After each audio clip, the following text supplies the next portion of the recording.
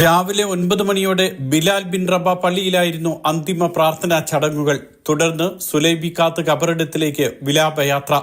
പുതിയ അമീറും സഹോദരനുമായ മിഷൽ അൽ അഹമ്മദ് അൽ സബ, പ്രധാനമന്ത്രി ഷെയ്ഖ് അഹമ്മദ് നവാഫ് അൽ അഹമ്മദ് അൽ ജാബിർ അൽ സബ, മന്ത്രിമാർ, അൽ സബ രാജകുടുംബാംഗങ്ങൾ തുടങ്ങിയവർ പങ്കെടുത്തു.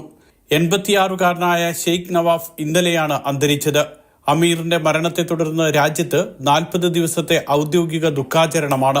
സർക്കാർ, അർദ്ധ സർക്കാർ, പൊതുമേഖലാ സ്ഥാപനങ്ങൾക്ക് ഞായർ മുതൽ 3 ദിവസം അവധി നൽകിയിട്ടുണ്ട്.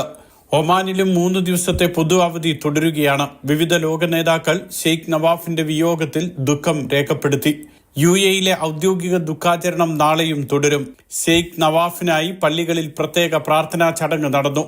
പുതിയ ഭരണകർത്താവ് ഷെയ്ഖ് മിഷൽ അൽ സബായ്ക്ക് മികച്ച രീതിയിൽ രാജ്യത്തെ മുന്നോട്ട് കൊണ്ടുപോകാൻ കഴിയട്ടെ എന്ന് ലോക നേതാക്കൾ ആശംസിച്ചു.